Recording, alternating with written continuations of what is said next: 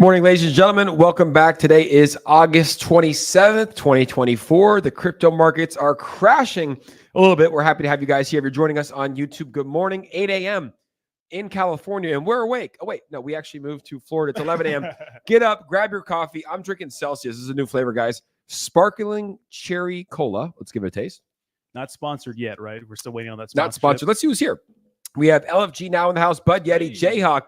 Mitch is here. Let's go. Let's see. Are we live on Twitter as well? We are live on Twitter, guys. Nice. If you're watching this on Twitter, make sure to retweet it. Smash the likes everywhere on YouTube as well. Rodney, good morning. We got a little 8 a.m. workout in today. How you feeling this morning? Dude, absolutely fantastic, man. It's like a dream living here, man. 3 days in Tampa, and I'm going to retire here.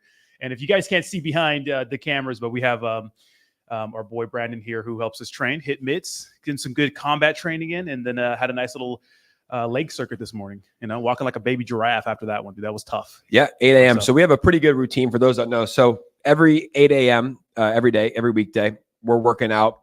We have boxing 3 days a week, which I shouldn't say because I think I might take a fight in one of these crypto influencer boxing. But I was trying to make it like where no one knew I was boxing. But yeah, I'm boxing a little bit, and then 2 days a week we're going to be doing our strength and conditioning, and then streaming every day. Are we going to keep doing our Twitter Spaces at 4 p.m.? We'll see about that one because I think it's kind of redundant with this going on. People can get their information here, and we pretty much be regurgitating the same information unless something happens 4 hours in the 4 hours. Yeah. So yeah, we'll see. But people like to see us live, so I think this is good. You know what we should just do, and let me make sure we're live on X. We are live on X as well. We should just do it where we, if there's breaking news in the afternoon that we didn't cover today, then we go live. I don't think we should do it every single day on Twitter Spaces, but we'll see. But first off, guys, like we said, make sure to hit that like button. Let's go ahead and go through our cryptocurrency prices today. Run it, baby. I like to start there. I think it's good just because I remember back in 2022, even in the bear market, I was saying, hey, Bitcoin's at $15,000, ETH is at $900, and now we're up a little bit. So I like to have those receipts. I'm going to go through all my videos when I'm like 95 years old, and we will see exactly the prices. So let's go ahead and pull this up today. Today, ladies and gentlemen, crypto markets, Bitcoin. Crypto's down a little bit today, currently trading at a 2.17 global cryptocurrency market cap, down about 2.6% on the day. Markets have been very, very boring, but Bitcoin taking a big hit. What were we at last night for Bitcoin? Bitcoin's at 61,722 today. This time yesterday, we were around 64K, and I thought that I saw us get all the way up to around 66, 65K. It was $65,000. about 2 days ago. So we are down to 61,723. Ethereum right around $2,600. BNB at 550. Solana at 153. Not too many changes from when we talked about it yesterday. Yeah. XRP remaining stable. Look, down literally nothing. 0.004. XRP has remained stable for a while. We saw a nice price increase after they won the court case, or kind of settled and had a little bit of win in the court case against the SEC. Dogecoin at 10 cents. At a $15 billion market cap. Nice. Tron, one of the tokens that's performed the best on the week, up 6.45% on the week, trading at 16 cents. Toncoin, look at this, down 17%, almost 18% on the week. Obviously, the founder of Telegram, Pavels, was arrested in France.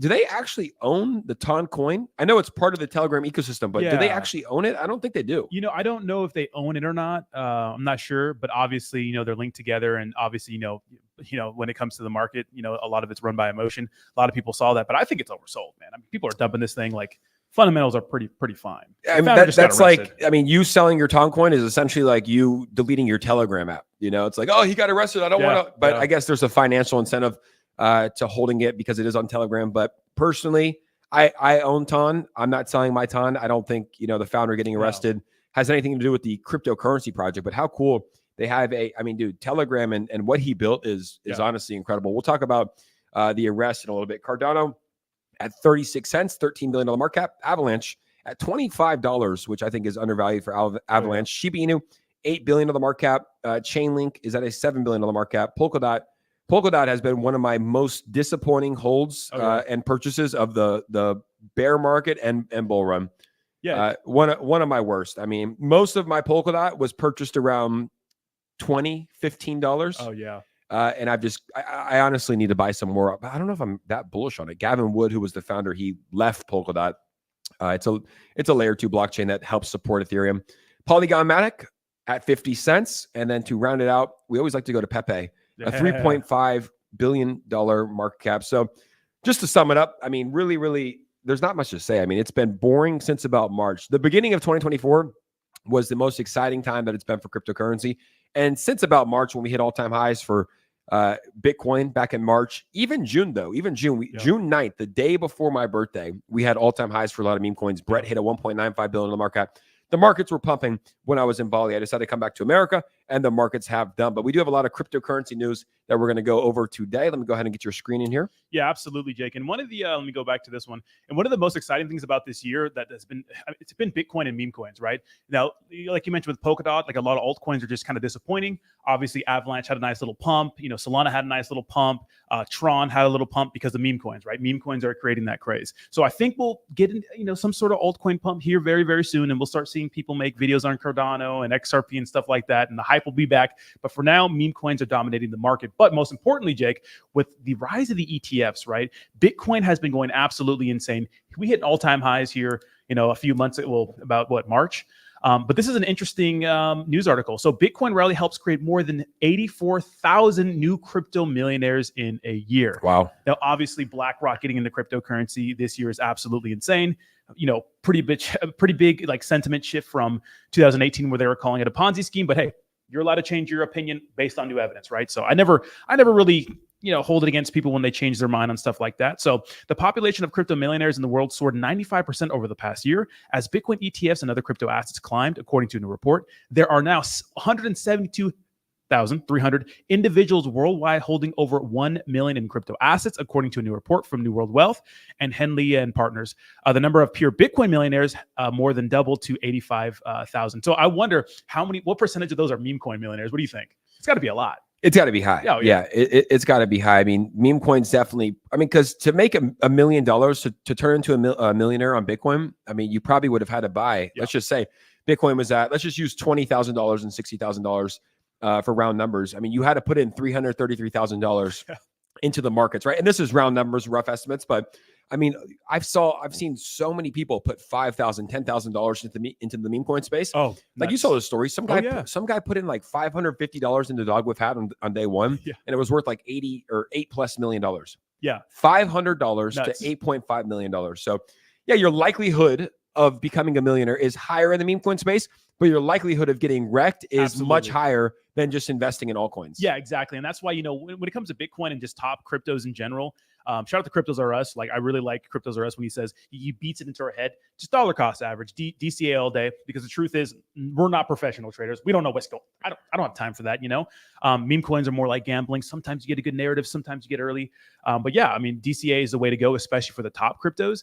And meme coins are explosive, man. I mean, we know a lot of people personally, like some of my subscribers, some of your subscribers, some of our followers who have made insane amounts of money from meme coins. So interesting article. I think that's nice, and it kind of highlights the popularity, the growing popularity of cryptocurrency. So pretty bullish on that. Now, this next one, Jake, is interesting because we have Gary Gensler clanking around again. So the SEC's case against Kraken. Do you use Kraken? I've never used Kraken, no. No, I don't know anybody who uses Kraken. So against Kraken will proceed to trial. A California judge rules. Now, obviously, Binance went through this. Coinbase went through this. Kraken. So obviously, the federal regulator sued Kraken in California last year, alleging that the crypto company failed to register with the SEC as a broker, exchange, or clearinghouse. Now, I watched something on this, Jake. And Patrick Boyle, we talked about this yesterday a little bit. It's almost impossible for people to register, to actually go to the SEC and register. It's kind of like a sick joke. Like, they're like, register. Like, how do we register? Well, it's kind of unclear how you do that, those sort of things. But Kraken under fire now. And to be honest, I wonder if this is going to create a run on the exchange. People may be freaking out. They may want to withdraw their money. Do you think Kraken is, practicing bad business practices like FTX, or you think they're pretty good? What do you think? I think Kraken's pretty legit, if I had to say. You never really know when it comes to these exchanges, but what we did see was that the SEC went down hard on every single exchange. Yeah. And I'm pretty sure this lawsuit is from a couple years ago. And I think it's just going to court, like they're fighting it. But the SEC, I mean, like, let me list off some. You say yes or no if the SEC's issued a Wells notice or sued a company. Okay, Binance. Got him. Binance US. Got him. Coinbase. Got him. Gemini. Got his ass. Kraken. Got his ass. Uniswap. Got him. MetaMask. Got him. I mean, they went after Rodney. Got him. Yeah, they went after every single exchange. And I don't know if it's because they are operating bad businesses or if there is reasons to go after them. But what we saw was that the SEC definitely came down with an iron fist. Now, do you think that's going to change? Because we've even seen people like the Winklevoss brothers tweeting like, we need a change. And they said the Winklevoss brothers are from San Francisco, which is a very liberal city. And they even said, we welcome Kamala Harris into the crypto space, but she needs to take actions and she needs to change. They pretty much said that they were able, this is the Winklevoss's words, essentially. I don't want to put words in their mouth, and then we could probably pull up the tweet. But they essentially said, look, we saw what you guys did with Joe Biden, where you were able to get him out, right? Some people call it a coup. Some people call it the most patriotic thing that he stepped aside. That's what some people are saying. And they're saying, if you want to be good with people in crypto, you guys need to fire Gary Gensler. A lot of people in the crypto space are not happy with the work that Gary Gensler has done since he's been the chair of the SEC. Yeah, it's weird because I saw like different videos of Gary Gensler actually teaching courses at MIT on blockchain technology and those sorts of things. Now, to be fair, there's a lot of effery going on in the fucking crypto space. I don't know why I said fuckery instead of effery, but there's a lot of crazy stuff going on, and I've seen a lot of people get clapped that deserve to get clapped. But when you're going after these like these companies and entities that seem like they're doing things the right way or doing the right thing to the best of their abilities, shout out to Coinbase, shout out to, maybe not Binance, but maybe Binance US. It seems kind of weird that they're going after these good projects that have been around, that are sustainable, that haven't hurt anyone. Because remember, like what happened to FTX? I mean, where was their Wells notice? I mean, they top donor, second largest donor to Joe Biden or something like that. So it's like, why are we going after protocols that haven't just imploded and wrecked a lot of people, but we miss Terra Luna, we miss Voyager, we miss Celsius, we miss FTX. So it seems like they're kind of being they're being proactive with things that they don't need to be proactive with, and reactive with things that are already destroyed and already wrecked a lot of people. So that's interesting. So hopefully Kraken can see this through. But what I really noticed, and what really made me so bullish on like Binance, because I mean, back in 2023, right, early, they had Paxos stop minting BUSD, their stablecoin, never depegged, right? Fine. Everyone was able to cash out. They got hit with like a $4.2 billion fine, Binance, fine. So it seems like they can take the hit. Binance is actually one of those exchanges that is at least saying they're doing what they're doing, because we don't know we know how many assets they hold, but we don't know how many liabilities they have, right? So we'll see what happens to Kraken. I think they're one of the good guys. Hopefully they can get through this. Another battle with the SEC, but these can take a few years. So hopefully if you have your money on Kraken, I'm not saying take it out, but in my opinion, like we talked about yesterday, not your keys, not your crypto. Yeah. I honestly don't think that anyone should have really any money on an exchange. Like the way that I use an exchange. So I actually sold a little bit of Ethereum last night just because I had a big move. My rent increased. I've been traveling, had to pay a team of editors. So I sold some Ethereum. I sold Ethereum to USDC, transferred my USDC to Coinbase, cashed it out, withdrew it right away. Like I personally don't keep any crypto on an exchange. I think Coinbase is one of the good ones. I have friends in the space that actually have a lot of money in USDC on Coinbase because they get like 5.2% return, which is pretty good. But for me, it's like, I don't think that Coinbase will ever have issues. I don't think that they're ever going to have a bank run. I think that they're like operating legitly. But I just have PTSD from Celsius. I have PTSD from Voyager. I have PTSD from all of the other accounts. It was so crazy when you got like, you would see the CEOs online saying everything's fine, everything's good. And then 2 days later, they say all withdrawals have been paused. You can't get your money off the exchange. So for me personally, I think it's best just to self-custody. And if you need to use an exchange, you send your USDC or ETH to the exchange, you sell it, you cash it out, and you get it off right away. Yeah, great for on-ramping and off-ramping cryptocurrency, And yeah, I mean, I think when it comes to Coinbase, I can sleep, with my eyes closed. I don't have to sleep with one eye open because I think that Coinbase, is a publicly traded company. They're in the United States. They've been here since 2014. They're trying to do things right. Obviously, a lot of people say a lot of bad things about Coinbase. I get it, whatever. No one's perfect in the space, but it's one of those exchanges I trust. But you never know, because if they go bankrupt, if things go kaput, we go into another bear market.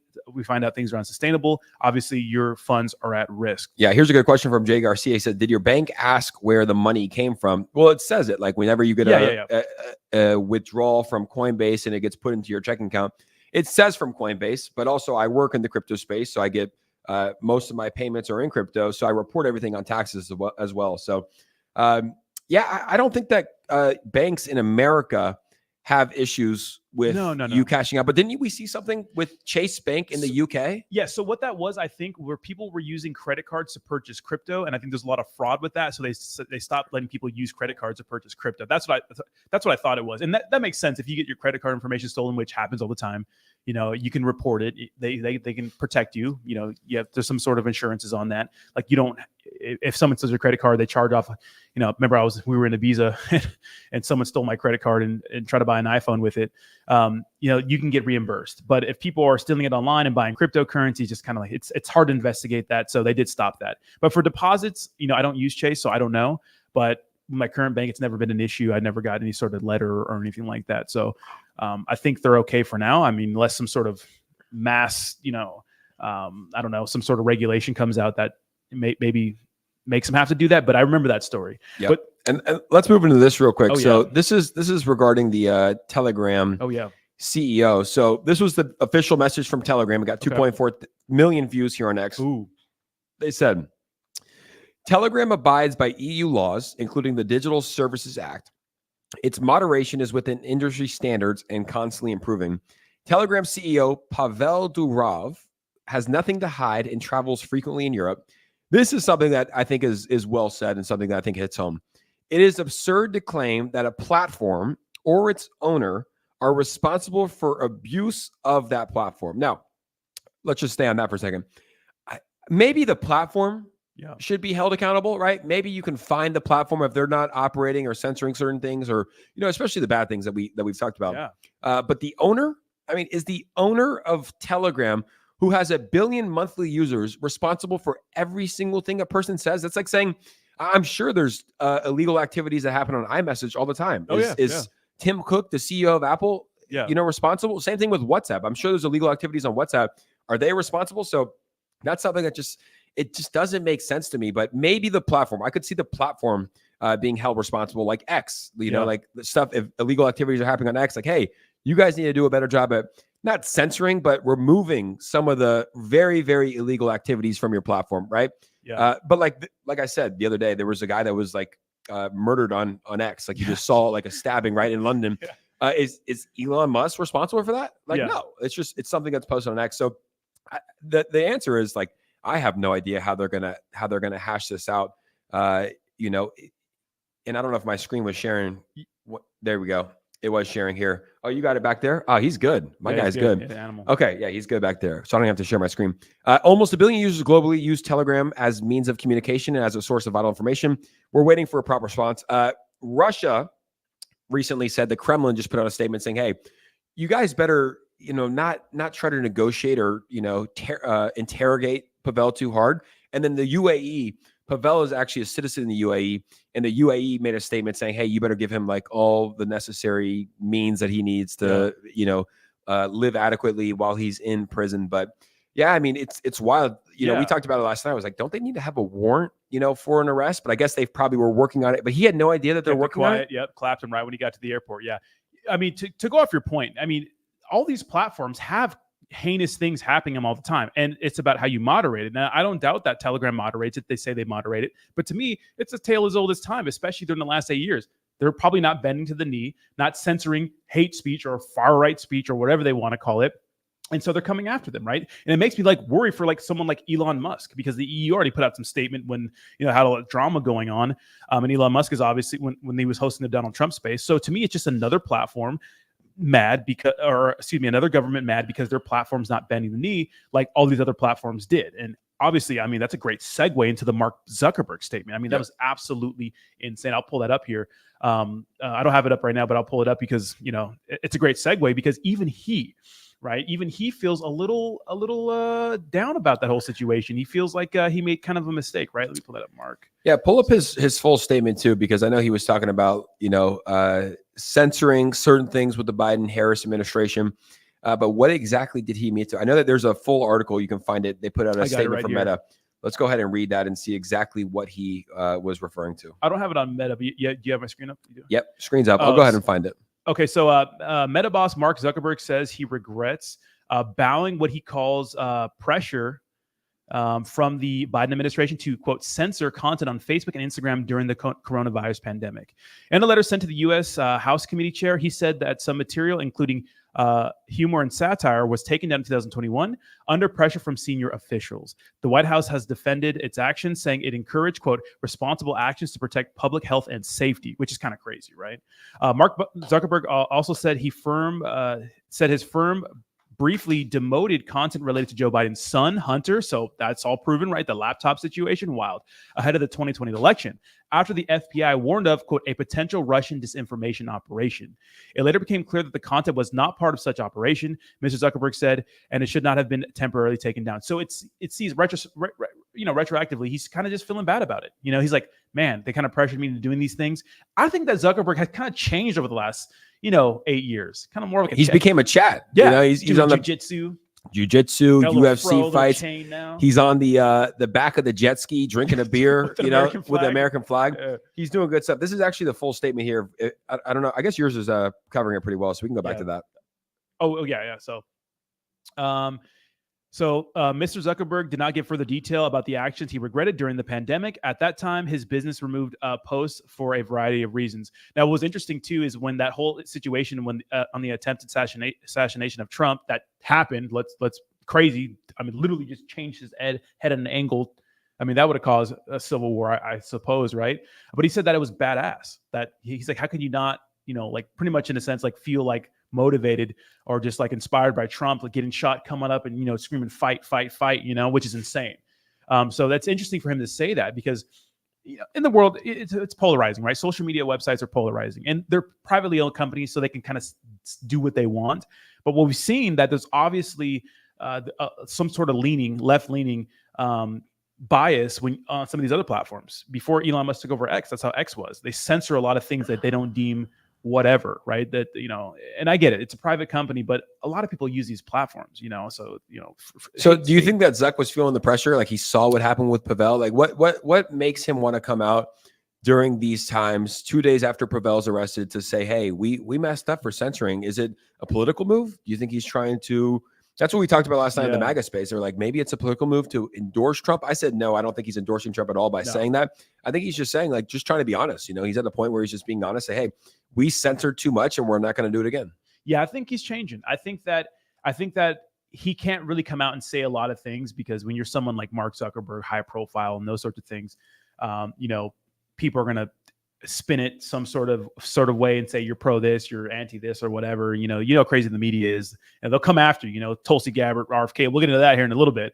But I think he feels bad. Probably, maybe he's not a complete narcissist and psychopath, and he probably feels for maybe some of the damage that he caused, because we saw some stuff, man. We saw some chart. I forgot what that chart was. And some guy did some sort of analytics on how much social media could have swayed the last election with all the censorship and stuff like that. The way they they put things out to kind of fit their narrative. Maybe he's thinking, well, this time around, I don't really want that to happen, on my platform. So I think he just feels bad. Exactly. And I got his full statement right here. We can go ahead and read this. So this is Zuckerberg's full statement that he actually wrote to Jim Jordan. So it says, the Honorable Jim Jordan, there's a lot of talk right now around how the U.S. government interacts with companies like Meta, and I want to be clear about a position. Our platforms are for everyone. We're about promoting speech and helping people connect in a safe and secure way. As part of this, we regularly hear from governments around the world and others with various concerns about public discourse and public safety. So he's not only hearing from America, he's hearing from a lot of different countries in which he operates in. In 2021, senior officials from the Biden administration, including the White House, repeatedly pressured our teams for months to censor certain COVID-19 content, including humor and satire, and expressed a lot of frustration with our teams when we didn't agree. Ultimately, it was our decision whether or not to take content down, and we on our own decisions, including COVID-19 related changes we made to our enforcement in the wake of this pressure. I believe the government pressure was wrong, and I regret that we were not more outspoken about it. I also think we made some choices that, with the benefit of hindsight and new information, we wouldn't make today. Like I said to our teams at the time, I feel strongly that we should not compromise our content standards due to pressure from any administration in either direction. And we're ready to push back if something like this happens again. Wow, he is really not bending the knee. No, it's like all those things that they call conspiracy theories. They call this crazy, far right, whatever, blah, this kind of crazy. It's all proven true. I mean, we know it was true at the time, right? But now it's proven true. right? And a social media website like Facebook is huge. A lot of people are on, everyone's on social media, especially a lot of older people, right? That could really sway a lot of people's opinions. If you're saying this is Russian disinformation, if you're saying that, some of the humor, and you're banning people for saying like funny things about COVID, or just, stating their opinions, like, I don't want to get a shot, I don't want to put anything that's putting anything into my body that hasn't been tested through trials and those sorts of things. A lot of people saw that as hate speech and those sorts of things. It's absolutely insane, man. And it's good he's speaking out about it. I think people are slowly starting to awaken. I think the tide is finally slowly starting to turn in a different direction, and it's swinging back hard, right? When you push someone so far one way with the pendulum, it comes back swinging hard. And I think that's what we're starting to like Zuck. Let's get back to this article. So in a separate situation, the FBI warned us about a potential Russian disinformation operation about the Biden family and Burisma in the lead up to the 2020 election. That fall, when we saw a New York Post story reporting on corruption allegations involving the Democratic presidential nominee Joe Biden's family, we sent that story to fact checkers to review and temporarily demoted it while waiting for a reply. It's since been made clear that the reporting was not Russian disinformation, and in retrospect, we shouldn't have demoted the story. We've changed our policies and processes to make sure this doesn't happen again. For instance, we no longer temporarily demote things in the U.S. while waiting for fact checkers. Now, he continued on by saying, apart from content moderation, I want to address the contributions I made during the last presidential cycle to support electoral infrastructure. The idea here was to make sure local election jurisdictions across the country had the resources they needed to help people vote safely during a global pandemic. I made these contributions through the Chan Zuckerberg initiative. They were designed to be nonpartisan, spread across urban, rural, and suburban communities. Still, despite the analysis I've seen showing otherwise, I know that some people believe this work benefited one party over the other. My goal is to be neutral and not play a role one way or another, or to even appear to be playing a role. So I don't plan on making similar contributions this cycle. Respectfully, Mark Zuckerberg, chairman and CEO of Meta Platform. So that is the statement here. I mean, I like what I'm seeing from Zuck. He talked about the Russian hoax, which turns out to be hoax. He demoted stories. He says he's never going to do that again. Yeah. And then the other thing was totally censoring COVID-19. Yeah. And different, they were censoring it all, and he regrets that as well. So maybe, what's going on with Zuck? 5 years ago, Zuckerberg was someone that was not to be trusted, and now it's like he's kind of becoming one of us. Started doing jujitsu, started doing MMA, man. He just turned him into a different person. He's out there, like you said, a jet ski with a beer and American flag in one hand. I just think that he's at his core probably a good person. When I see interviews of Zuckerberg, I don't think he's like some weird like sociopathic, psychopathic maniac that you see that people deem a lot of billionaires. I just think he's like a nice guy. He probably just feels bad, and people change over time. He's not the oldest guy, he's getting older. People change, different phases through their lives. And he probably just feels bad about this entire situation and doesn't want to be the guy known for swanging an election. He wants things to be fair. He wants to be neutral. But obviously, the perception is that some of these social media websites lean a certain way. You talk about something like on TikTok, for example, like I can't even do promos on TikTok anymore because I made one video on Trump. Insane, but it is what it is, and it starts here. Starts with him. First with Elon Musk, right? Now, Elon Musk is doing his thing. People love X. I think X is growing in popularity. Obviously, they have a advertiser issue because people don't want to do advertisements on X. But I think as time goes on, as the perception and kind of the culture shifts, I think that more advertisers will come back to X because X is a growing platform. X is the best platform, in my opinion. Even though you may log on and see somebody getting their head blown off, which you shouldn't if that's not your algorithm. I think that X has a really, really bright future. Sometimes it just pops up, though. Sometimes it just pops up. Yeah. But this is something that's pretty cool here. Let's go ahead and play this video from Mario Nafal. Let's see. X. Go ahead and share my screen. You can see this here. So X is building out a video app. Ooh. Right here. So this is what it's going to look like. It's essentially to compete with YouTube. You can see Tucker Carlson. This will be our channel here. Wow. The All In podcast. So they're building out an actual video app that you can use here. Bullish or bearish for X? Bullish for content creators, bullish for people getting clapped on other sites for saying certain words, cursing or something like that. I think this is the internet decentralized and it's the future. I love it. Shout out to Don Hughes. Member for 36 months. That is, my math is pretty bad. It's better than yours, but that's 3 years. No way. He's been Doc Hughes. Sorry, I said Don. Doc Hughes.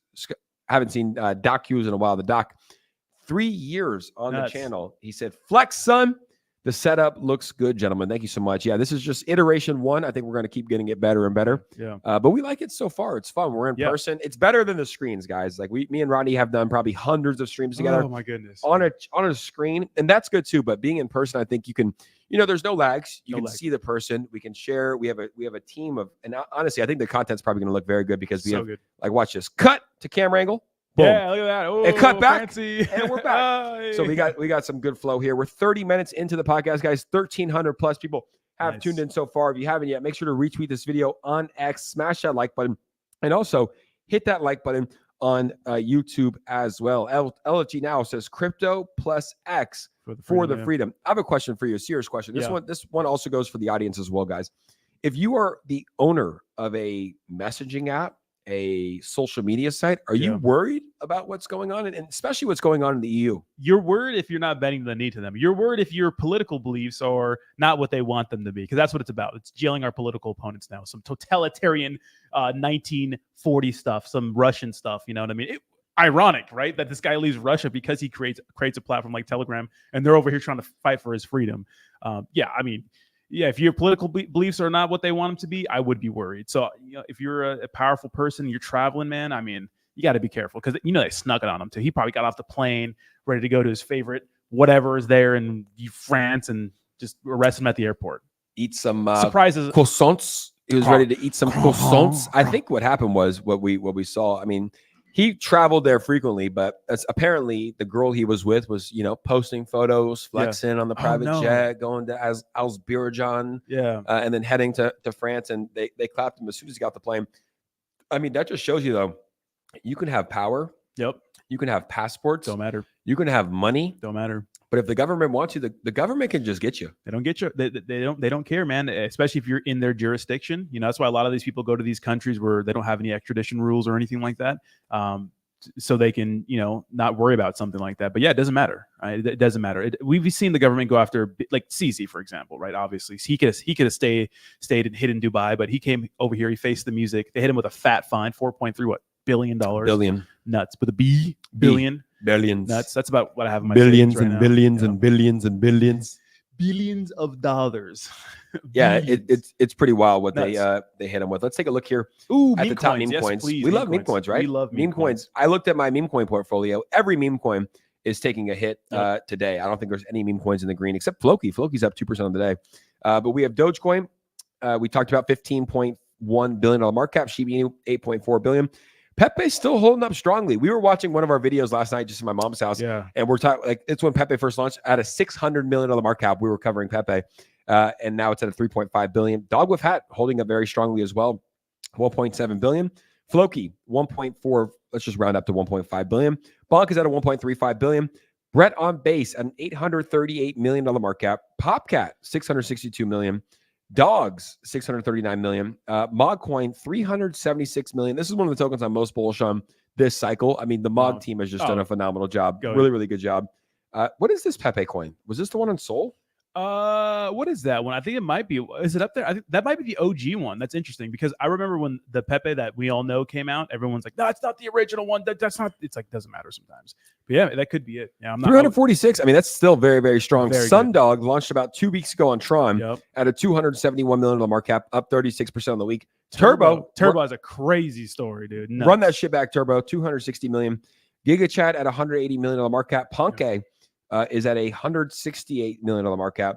MAGA, aka the Trump token, the number one Trump token right now, is at a $156 million market cap. Baby Dogecoin, $145 million. Moon with a Bull, $122 million.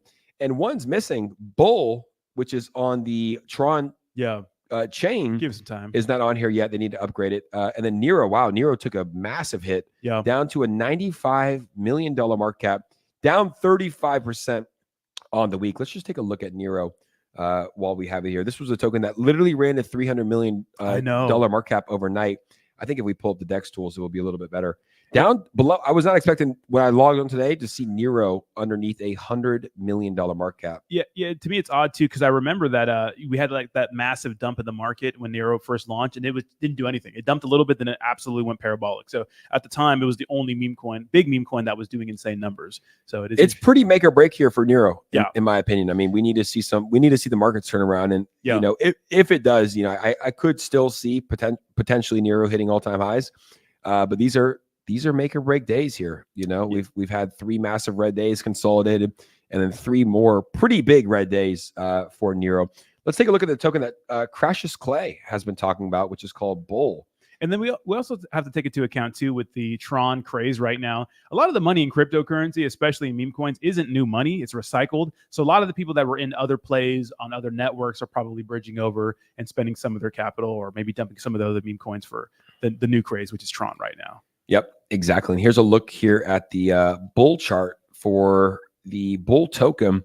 I like it. Like I said, when you go to the website, you can see that green candle. Oh, nice green candle. That's a Crashes Clay candle. Oh my goodness. But Tron Bull, the symbol for encouragement. Tron Bull is revolutionizing the meme coin space with its unstoppable bullish energy.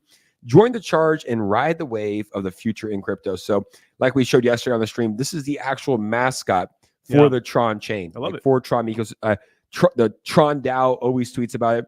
Obviously, Crashes Clay made this call here, around here. It went up to about a $300 million market cap. Markets took a little bit of a hit, currently trading at a $150 million market cap today. But if you were in Brett early, you understand that this happened with Brett as well. It pumped up to 300, went down to 100, and we saw what happened with Brett. I think a lot of the success of the Tron Bull depends on what happens with the Tron chain, right? Is the Tron chain here to say? I think so, yes. You can see here at the top, T-Bull, which I don't know if that's this. I think that might be the other one, because I think this is just Bull. T-Bull's trending number 1. Yeah, here it is. Bull's number 6. Sun Wukong, Sun Goat, Rock, T-Beer. T-Beer's up 15,000% on the day. The meme coin space is wild. Full Far is another good one, and obviously Sun Dog. I actually put out a tweet last night about Crashes Clay. Let's go ahead and cover this. I think he retweeted it. Crashes Clay, who is the Warren Buffett of our generation. I said, if you talk shit about Crashes Clay, there's a high chance you're a little bitch with low T. Can't do a pull-up. No pull-ups. That's like talking shit about MJ. Put some respect on his name. What's up with the hate? The guy called something at a $6 million market cap. It goes up to a $300 million market cap, and he still gets shit for it. How is that even possible? Yeah, I don't know. I think that it's a few different things. The most common criticisms I see is that too few people hold the majority of the supply.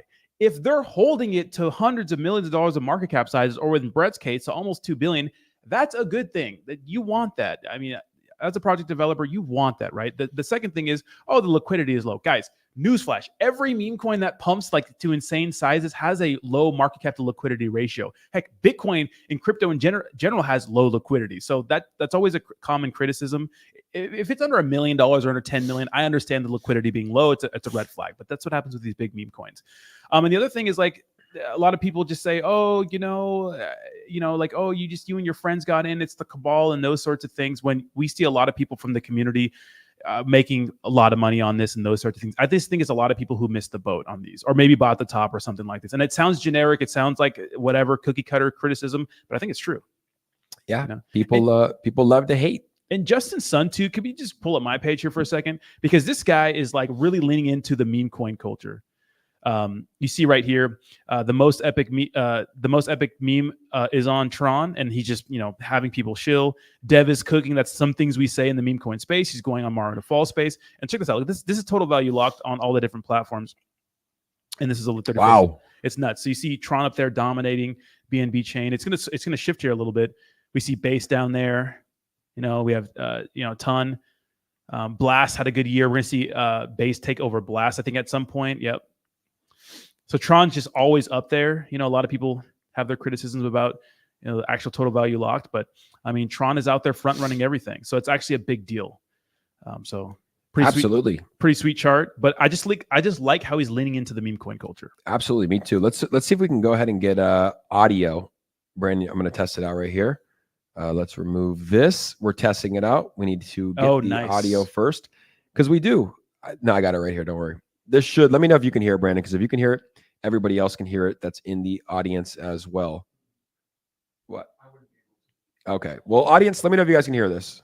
Coins on Tron will be here for the long run. So, firstly, no meme coins will be here for the long run. You have to look at what's just happened. We had this mini Solana bull run, and then straight after Solana, then all those meme coins were dead, and we went on to base. If there's no story, it's not going anywhere. You need something. You need something to spark. I do think that they will. We should make a bet that I think that Doge and Shib and Pepe, they'll all hit all-time highs by 2025. We'll do a $100 bet. $100 bet. We'll do a steak dinner bet. Nice. So we have a steak dinner bet. Me and Laya, which should be pretty exciting. Steak dinner bet. That podcast, guys, is going live tonight, 5 p.m. Eastern Standard Time.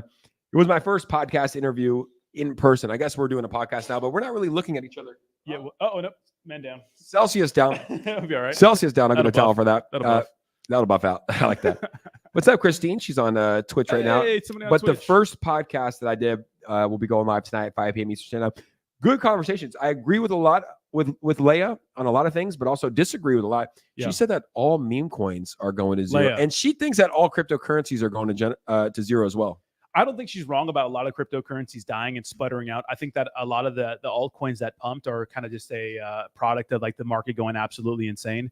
And then, everything's going to rise together. The truth is right now, it's still speculative. Not a lot of the tech is kind of applicable to real world use. I think NFTs have a bright future in the space, especially when it comes to ticketing, deeds, titles, kind of having something sort of that's immutable on the blockchain that you can't change. I don't think PFPs and, JPEGs and those sorts of things are like the true use case for NFTs. But I think for the most part, you think about like Bitcoin or something like that, like obviously it's a store of value and something we see as like digital gold, but the utopian vision for Bitcoin, and we have a clean up on aisle 3, clean it up on aisle 3. When we think of Bitcoin, right, we think of Bitcoin as meant for peer-to-peer transactions, right? A solution to the kind of the issues we have with money these days, which is hyperinflation.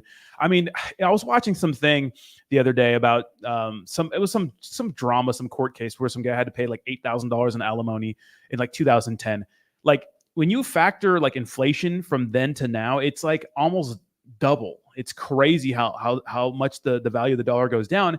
Obviously, Bitcoin, right, with having the rewards that you get from mining it and stuff, half like that every 4 years. So our like answer to traditional finance is Bitcoin. So I do think she's right in a lot of those. With a lot of she's saying, I think a lot of cryptos will go to zero. I don't think a lot. Just because I don't think there's any real world use case for some of these real cryptos just yet. Yeah, I think that most meme coins, we've been saying that from the beginning, most meme coins will go to zero. But yeah, she was saying that, Bitcoin, ETH, and maybe Solana will be the only ones to survive. I'm like, what about BNB? No way. What about Avalanche? There are still some good cryptocurrencies out there.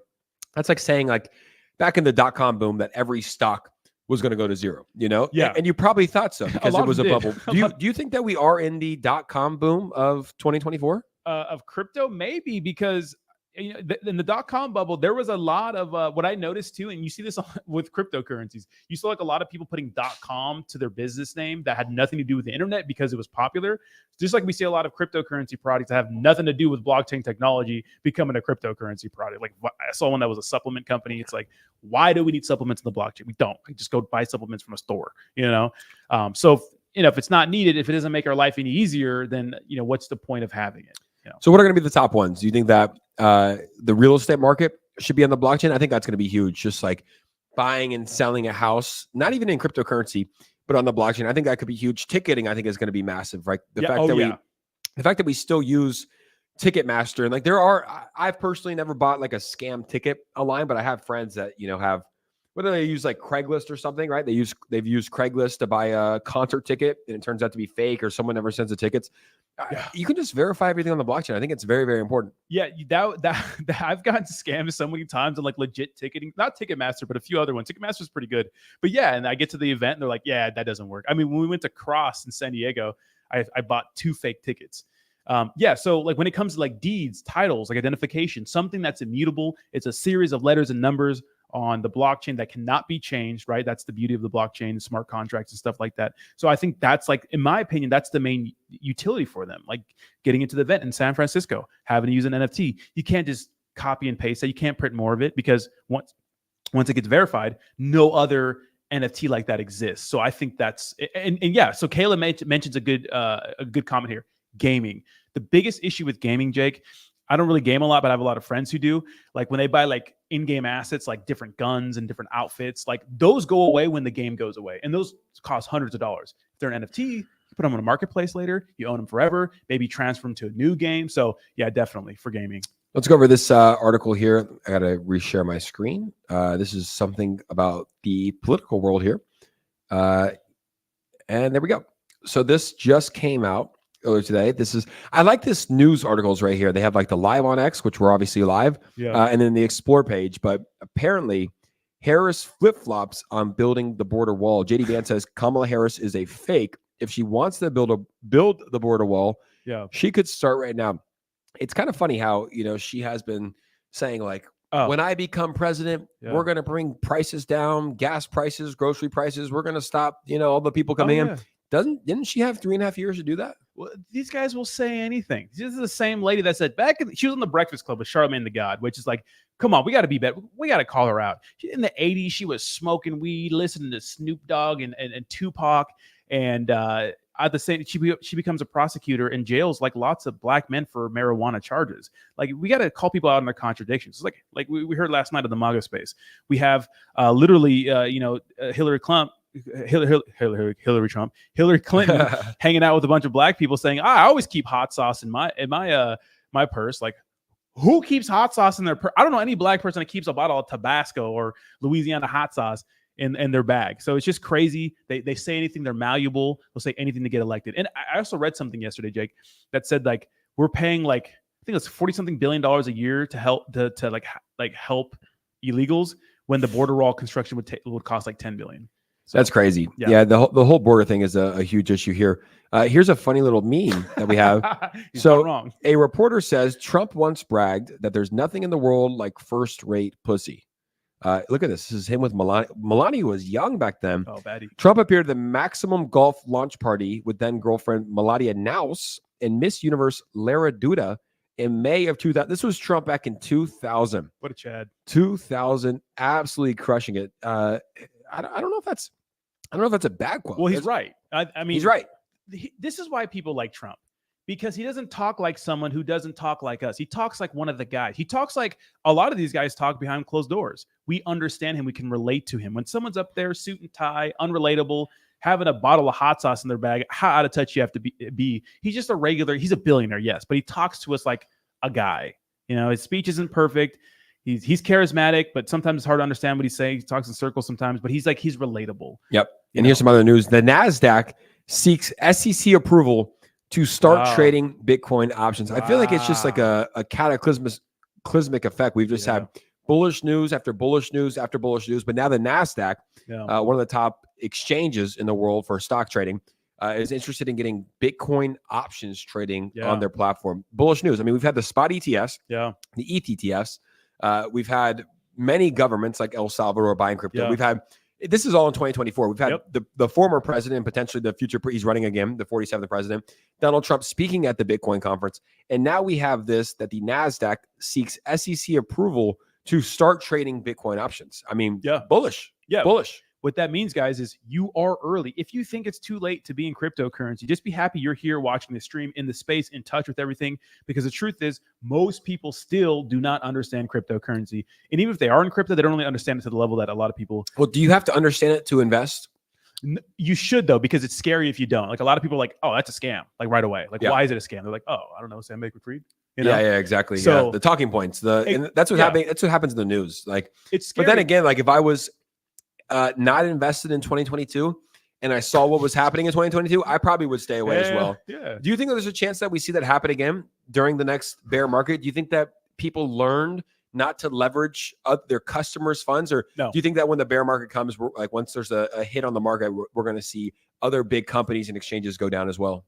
Yeah, it's interesting because I would think that me, a normal guy on the internet, just a regular guy, used to work retail for Target, you know what I mean, would understand that when the market dumps, like, a lot of people are over leveraged and things are unsustainable, especially a lot of these protocols. So when I think of like people like, Do Kwon and Alex Mashinsky, like how could they not see, like, where's the foresight for this? Like they think they'd be okay forever. Like Sam Bankman-Fried, like he's a smart guy. Like how could he not see this happening? Because like I always said before, Jake, I have to look outside the crypto space to understand what's happening in the cryptocurrency space, because a lot of things that have to do with the macroeconomic situation, like interest rates and inflation and where's our economy going, that has to do a lot with crypto. Like crypto is a risk on asset. Like it's risky. And not only it's risky, it's like it's volatile. So if you're trading crypto is not for the faint of heart. If you don't have diamond balls, like you're gonna freak out, So to me, I think we're gonna see these mistakes all over again, 100%. Maybe not as bad because that was bad, but I think we'll definitely see some protocols go down in a big way for sure. It was bad, yeah. It was a tough year. If you guys made it through 2022, congratulations, because things have gotten a lot better since then. This is something we both talked about a little bit off screen, but first off, RFK came out. He was an independent. He ran as a Democrat. They wouldn't let him run. Came out as an independent, was doing very, very well. Probably the best we've seen any independent done. He endorsed Donald Trump. And then yesterday, Tulsi Gabbard, who was a former Democrat, I think she served in the Congress for like 4 terms. She just came out to endorse Donald Trump as well. A lot of people were like, yeah, she was Democratic. She's obviously like been on Fox News. She's been leaning more Republican. But how big are these 2 endorsements for Donald Trump? Oh, they're absolutely insane. First of all, Tulsi Gabbard is so fine, bro. I like Tulsi Gabbard. 1, 2. I mean, it just goes to show how far left the Democratic Party is becoming, and they're even their own. These people are not like just doing this for like some sort of betrayal. They're just doing this because the Democratic Party is getting crazy. It's getting way too far to the left, and these guys have common sense, which is not so common in Washington. And they're saying they're coming out supporting the candidate they think is best for the country, not your team. This is not football. The best for the country, right? Objectively best for the country, and that should really open a lot of people's eyes. Obviously, Gabbard's been on Joe Rogan's show. She's been always a little more in touch, I think, with the rest of the world, not out of touch like a lot of these guys are. These other politicians, obviously, RFK is very in touch.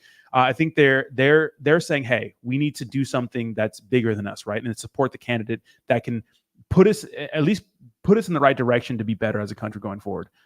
I want to go ahead and pull this up. Let's watch this live from the Trump rally in Glendale, Arizona, when he announced RFK to go ahead and be endorsing him. Yeah, I don't think too many of you people have heard of him.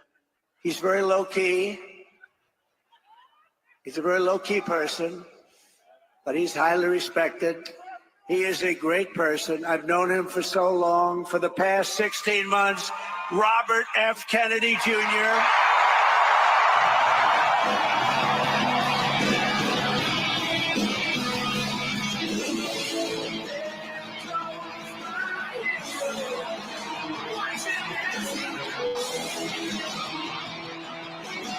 What a show. Nuts.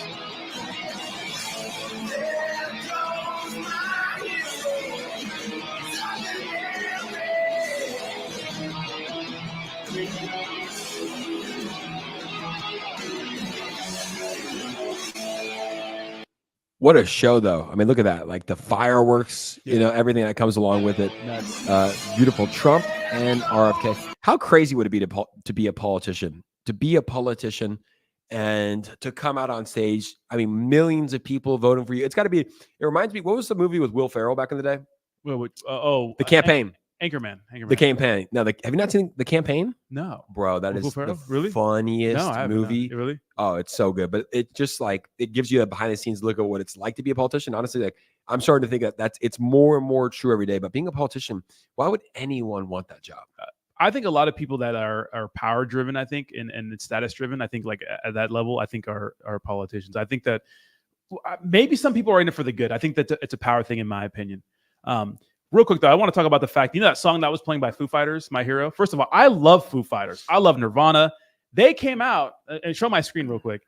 They said, let us be clear. So someone asked them, hey, Foo Fighters, did you let Trump use My Hero to welcome RFK Jr. on the stage? They said no. They're going to donate. So I guess someone talked about lawsuits. I don't know what's real and what's fake, but you have to buy licensing for music. So obviously the Trump campaign bought the licensing to use that song. But it's crazy that a band comes out and just hops all aboard the Kamala Harris campaign and said, we did not give him permission to use our song and whatnot. It's absolutely insane. I feel like if you own Spotify or Apple Music, you should be able to play whatever you want. Like they're just playing it on, speakers. I don't know if there was a band there, but I don't see why you can't. It's crazy. I don't see why you can't just play music to play music. I love that band, dude. They let me down, bro. They let me down, bro. It's the same thing that happened with like Spotify. Remember, what was his name? Chat. What was his name? Dean something. No, I don't know. The guy that sued Joe Rogan or like hated Joe Rogan. I forget his name, but he's like, he came out. Yeah. He's like, I'm never going to be using Spotify if Joe Rogan's on it. And then Joe Rogan literally went on YouTube and Apple Music. And like the guy's like totally fine because he needs his music out there. Yeah. But yeah, it's just political. I'm actually very, very excited for this election season to be over. Yeah. It's so toxic. It's polarizing. It's polarizing. Like I have like some of my brothers are conservative. Oh. Some of my brothers are right in the middle. Yeah. Other of my brothers will never like they're anyone but Trump. And like it's definitely polarizing. It's definitely toxic. But it's a pretty make or break election here for America. It's a big deal. There's a lot of policies that affects a lot of people in crypto, especially the capital gains tax. But I always say, Jake, like, man, if you can have friends who you can agree to disagree and still be friends after everything, that's fine. A lot of people just identify with their politics too much, and that's like them. Like, I am this person. Like, that's their life. They eat and breathe this stuff, and every 4 years it kind of goes away. It's just, to me, if you're that kind of person, it's not worth giving up friends and family. Because in 2020, man, like I had friends of friends like not want to be my friend because of my support for a certain person, which is it's crazy to me. Like I wouldn't like not be a friend with someone just because they supported Kamala Harris or Biden. I wouldn't be like, oh, you're not my friend anymore. Like I wouldn't. Yeah. Like, it's crazy. Yeah. I'm pretty like, I see both sides, I'm pretty in the middle. And I think because of cryptocurrency, it pushes me farther to the right. Yeah. Guns as well pushes me further to the right. Immigration obviously hasn't been great, but when it comes to like a woman's choice, I think that a woman should have her choice, when it comes to giving birth and, and I think that even Trump has said like, there's like 3 exceptions for that law. Like if the mother's going to die, if the baby's going to die, and if there's like, the R word and incest, obviously that they should have the option. But I think that what I found in my conversations with people is that most people are in the middle. Like, sure, they lean more side and they favor one politician more than the other, but most people are in the middle somewhere, maybe leaning to one side more or leaning to the other side more.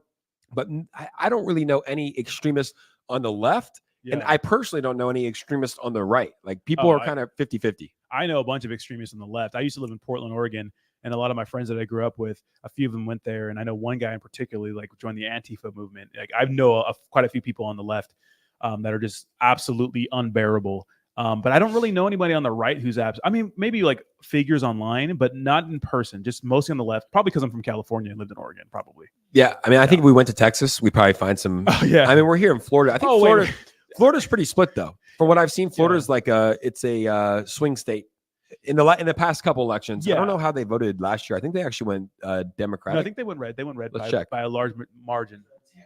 Specifically Hillsborough, like this area was blue. Yeah. What about Miami? Boo. I think it was red.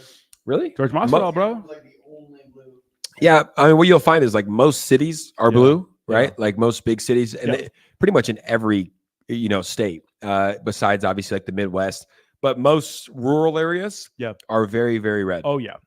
Obviously, I lived in Charlottesville, Virginia for a little bit, and you see Confederate flags everywhere. But I've been to like straight hell yeah, brother gun shops to buy ammunition.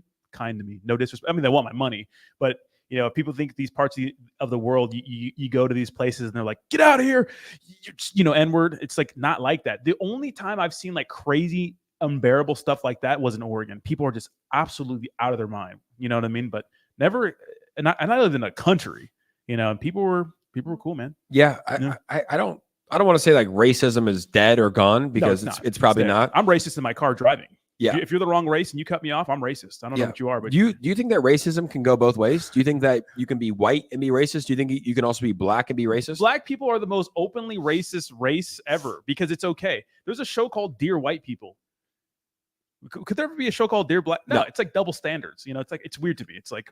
This is. I thought we're supposed to be equal. This doesn't help. But double standards are very real in this world. I've talked to friends of mine, and I'll tell a story. He was talking about, and we won't say any names, but he was talking about when he has a girlfriend. Oh yeah. And when he goes on vacation out of the country, he'll get escorts, and it's not cheating. And I'm like, well, it's definitely cheating, But he calls it like he's like, I'm going sport. Can we curse on here? Sport fucking. Yeah, sport fucking. He's like, it's sport fucking. I'm not cheating. And I go, okay, that's interesting. I think it's definitely cheating if you have sex with someone, whether it's, for fun or pleasure, or if you like have intimacy. I think you shouldn't be with somebody. But I go, is your girlfriend allowed to do that? If she travels, can she go get an escort? Absolutely not. That was his answer.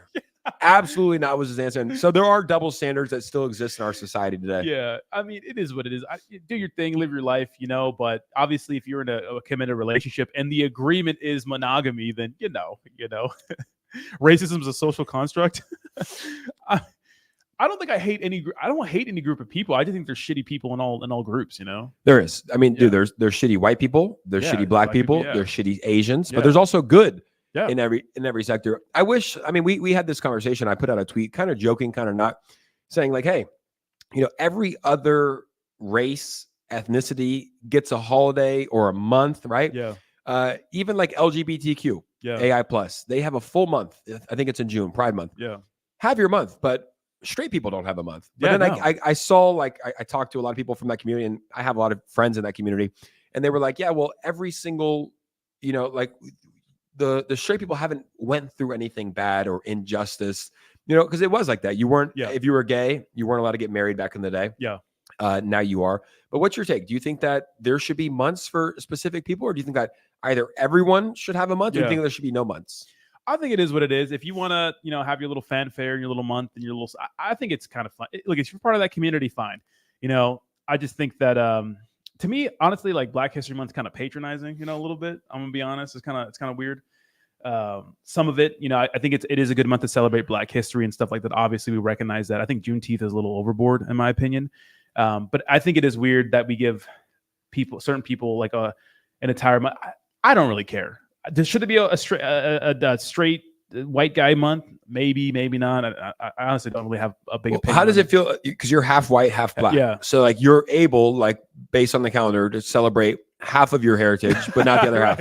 Exactly right. Well, I'm too white for the black kids, too black for the white. So I'm always somewhere in the middle. You know what I mean? A lot of people say that, since I don't speak like, I don't know. I use maybe proper English. I'm not really black, but I think back to Martin Luther King and Malcolm X, those guys had pretty proper English. So, but that's always an argument I have with my chat here. Here we go. Jayhawk says, Rodney half black. His options don't count. His opinions don't count. We have MAGA in the house. Yo, MAGA. What's up, MAGA? MAGA had a great stream last night, guys. This is the only political token in the world that has any connections with the Trumps. I love that. Any connections. I mean, literally, they had a space maybe 2 weeks ago. You were on there as well. Donald Trump Jr. is on there just talking shit. I go, Donald Trump Jr., I got to ask you the most serious question that everybody wants to know. I go, on day one, will your father fire Gary Gensler? And he goes, before he answers, he's like, I certainly hope so. But yeah, these guys are very, very well connected guys. The MAGA token, I first found them when Jorge Masvidal was fighting Nate Diaz. They were the main sponsor. I bought the pay-per-view. It was in Anaheim. I was in Laguna Beach. I didn't go, but I'm glad I didn't, because that's what put MAGA on my radar. And I checked Twitter. They followed me. I'm like, who are these guys? But they've been crushing it. Cameron Kinsey, who's a former White House advisor. They had Tucker Carlson speaking at the Bitcoin conference. They had Jorge Masvidal on a space last week. They had Donald Trump Jr. So I do like this token a lot. They have the MAGA Leaks, which I don't know if you heard about this. No, what is that? It's essentially a website. And sorry, Dev, I'm not going to do the best job explaining it, but it's essentially a website. As you know, most things get wormholed right now in the news, right? I mean, if you Google Trump assassination, nothing comes up. So it's just a place to, I would say, keep more conservative files. I'm sure they'll go on both sides, but whenever stuff gets wormholed or erased, they have like a log, essentially a website where you can go in and read factual, unbiased information on what's been taking place. So I think it's pretty great. Question: Rodney wearing black, Jake wearing white. Did you guys do that on purpose? Looks racist. No, that was not. Yeah. Cut to Rodney. He's actually wearing my shirt right now. Go ahead. Boyfriend shirt. You know it is. You stay your pause. That's super zesty. Yeah, I'm wearing Jake's shirt. I don't have a lot of clothes on. My clothes are in transit here, coming from Virginia. Still, I'm still not moved in, guys. I live in the same building, but I don't move into the third, so I'm living with Jake right now. Yeah, you're sleeping on my blow-up mattress, and it's been good. Dude, that is like better than a lot of beds, bro. That's the fanciest blow. Jake does everything big, though. I gotta say, this motherfucker does everything big, bro. Like, even the blow-up mattress is like some sort of like luxury blow-up mattress. It's nice. I mean, it's like $200, like $150. But here's the thing. Excuse me, Celsius makes me burps. If you buy a shitty blow-up, you're gonna have to buy 4. You're gonna use it a couple times. It's gonna suck. Yeah. If you buy a nice one, you're gonna have that forever, right? That's kind of how I view stuff. Even like with our camera equipment. We got like nice camera equipment. Yeah. Obviously it looks better, but you Yeah. know, it's just, you're not gonna have any issues. So That is true. I always try to, even with my food, I do try to, you know, I try to save money. I don't really try to save money, but I try to spend money wisely, you know, when it Yeah. comes to like camera equipment and like Yes. furniture for your house that you're planning on having for a long time. It makes sense to spend the money. Like you just went to the store yesterday or 2 days ago. You got like nice bed furniture. You're going to have that for 10 years. You could have got the same bed frame on Amazon and it would probably be broken or not used or, you know, like not really work in a couple of years. So Of course, yeah. I think when it comes to spending money, as long as it's on things that you plan on keeping for a long time and like that you want to have, I want my friends, I don't have an extra bedroom in this house because we built studios. It's a workhouse. Yeah. If they come, I want them to sleep on a comfy blow up mattress, you know? So it's something that I like. No, that makes sense. I've always said like when it's important things, especially for like gear, and I know my boy Brandon could help me out on this one. When you're buying like gear, like you want to buy good stuff that's going to last you because that stuff breaks down so quick. So yeah, I'm always big on buying things that you're going to be using over and over again. 100%. Absolutely. Jimmy from Degrassi says, "You enjoying Florida, Rodney?" I think that's Bernie. Yes, I am enjoying Florida. I love Florida. It's the best state. I've only been here for a little bit. I mean, the walk this morning is phenomenal. The hot women everywhere, beautiful people everywhere. That motivates you. We're eating healthy food. We're working out early. I mean, what's not to love? And we got Marley here. What's not to love? Pick her up. Marley. Put her on the lap. She'll let you pick her up. Put her on the lap. My mom's went out of town, so we got the dog. We got the doggo. Look, get the doggo famous. Marley, what are your thoughts on Bitcoin, little girl? She loves Bitcoin. She just turned 12 years old yesterday, guys. That's so old. 12 years. She's a cute dog, though, right? Yeah. Funny story about Marley. I actually found her. One of my buddies, it was 12 years ago. I was a junior in high school, and I went to a party, and I walk into the party, and kind of like put Rodney back on, kind of how this guy's, holding, like how he's holding Marley. The guy was holding Marley on her lap, and she was this big. She was literally like a baby. She was 6 weeks old. The guy was smoking a cigarette with this puppy on her lap, and I go, "Dude, what are you doing?" I'm like stop smoking around the dog. Like, it's a puppy. Yeah. I'm like, "Give me the dog." He goes, "If you take her, you got to buy her." I was a little bit intoxicated. I was 16. I'll admit that. Many decisions come from it. So I go, "I'll give you all the money in my pocket." I had $52, got the dog, and I take her home. And, she was homeless. He found her on the side of the road about an hour before. She was homeless. So I had a black lab, big black lab at the time. And I go, "She probably hasn't eaten." I fed her the black lab food. Yeah. Starts throwing up everywhere. It's like 2 a.m. when I got home. It was 5 a.m. I couldn't sleep. So my parents slept in opposite bedrooms at the time. And I go, "Who do I wake up first?" I wake up my mom, take her in, take the puppy in.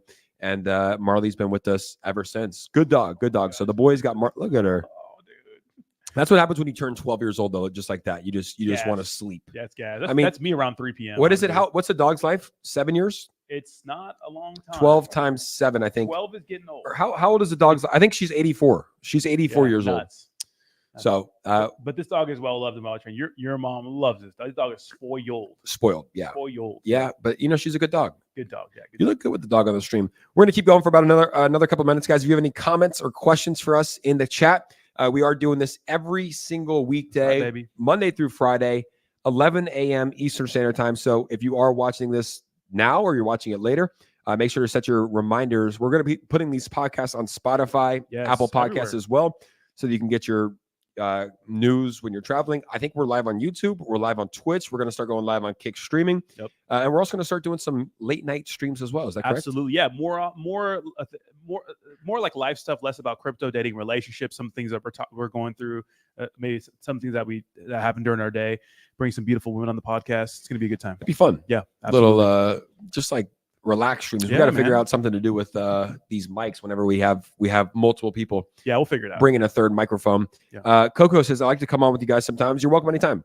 Yep. We're also going to have some people calling in. We can honestly, like, people can just tune in, come in from their phone. We can do a full screen, talk to you guys. Rodney moved back to Cali. We're actually in Florida. Florida, baby. Papa Crypto. We're back to Florida. Rodney, what's happening with MCJ Rodney? Journey. Yeah. So we're going to do some streams on my live streams on my channel too, but they're going to be like a little less frequent. I'm trying to do things that work right now, and what works is X. Really, I'll start posting more high quality content on YouTube, but I'll have a few streams just for my community on YouTube every now and then. So I haven't moved in yet. I'm still none of my stuff is unpacked. It's all in boxes. So once I get established at my own place, we'll start doing more streams and stuff. So about a week from now. We'll see. About a week from now, but until then, we will be live. Like we said, the Twitter Spaces. We'll be live here every day. Yeah, I love these. These are fun. Yeah. Yeah, we just got to shoot the shit, Yeah. and we get good viewers. I mean, we're almost at 2,500 Yep. here on X, which is good. And what we saw yesterday is that it grows about another 2,000 or 3,000 throughout the day. Yep. Final announcement: we do have our podcast, first podcast going live 5 p.m. Eastern Standard Time. Let's go. We'd love to hear your guys' feedback. We interview Leah Heilpern. Very hard name to pronounce. Leah Heilpern.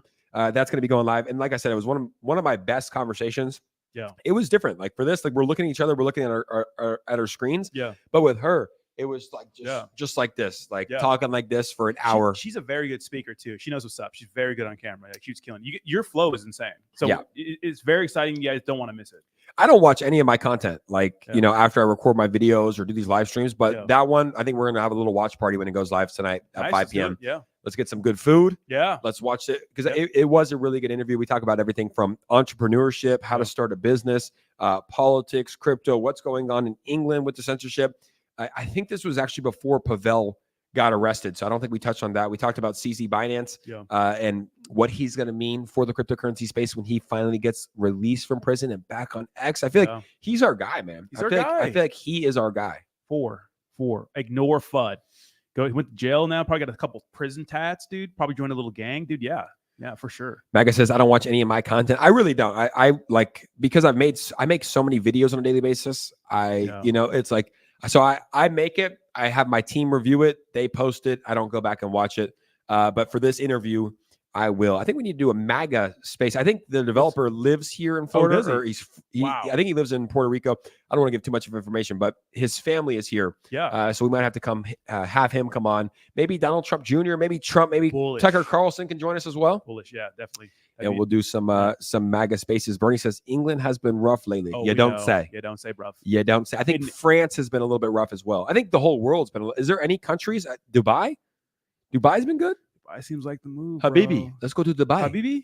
Habibi. Let's go to Dubai. Alhamdulillah. Andale. Vamos. Andale. That's Spanish. Andale. All right, guys. That is the stream for Get today. out of here. We will be live tomorrow at 11 a.m. Eastern Standard Time. If there's any things you guys want us to talk about, let us know. We're open to all feedback. Change anything.